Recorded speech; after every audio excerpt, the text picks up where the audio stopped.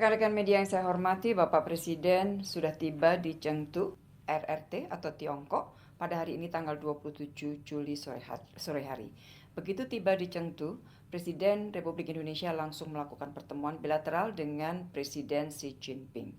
Kunjungan Presiden Jokowi ke Chengdu pada tanggal 27 dan 28 Juli adalah dalam rangka memenuhi undangan Presiden Xi Jinping, dan kunjungan ini bertepatan dengan 10 tahun Kemitraan Strategis Komprehensif Indonesia RRT.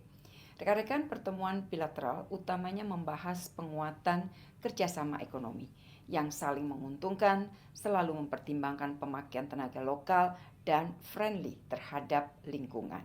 Di bidang perdagangan, upaya meningkatkan akses ekspor Indonesia ke RRT terus dilakukan.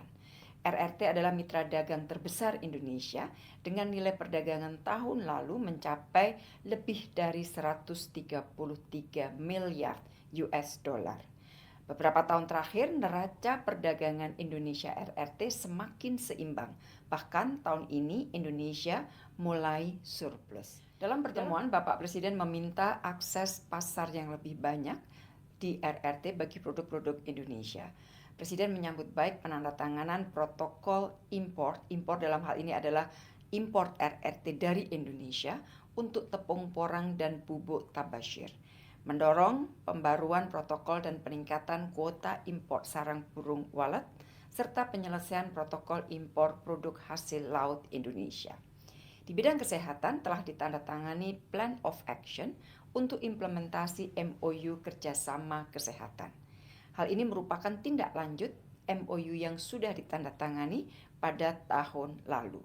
Pagi ini Pak Menkes melakukan pertemuan dengan lebih dari 30 pebisnis di bidang kesehatan, sekaligus memfasilitasi matchmaking antar bisnis dalam Indonesia China Healthcare and Biotech Investment Forum. Pertemuan Pak Menkes menghasilkan 9 MOU sektor swasta, antara lain terkait transfer teknologi produksi vaksin termasuk halal vaksin, kemudian produksi alat diagnostik dan manajemen sistem informasi kesehatan. Di dalam pertemuan, Bapak Presiden dengan Presiden Xi Jinping juga mendorong penguatan kerjasama vaksin, genomik dan bioteknologi untuk menghadapi kemungkinan pandemi baru, termasuk melalui pembangunan National Gene Bank dan pusat bioteknologi di Indonesia. Sementara itu di bidang investasi, Presiden menyampaikan bahwa minat investasi RRT ke Indonesia cukup besar. Besok Presiden akan melakukan pertemuan dengan para investor RRT. RRT merupakan investor terbesar kedua di Indonesia dengan nilai 8,2 miliar US dollar pada tahun lalu. Meski angkanya sudah besar, namun kita lihat potensi masih besar dan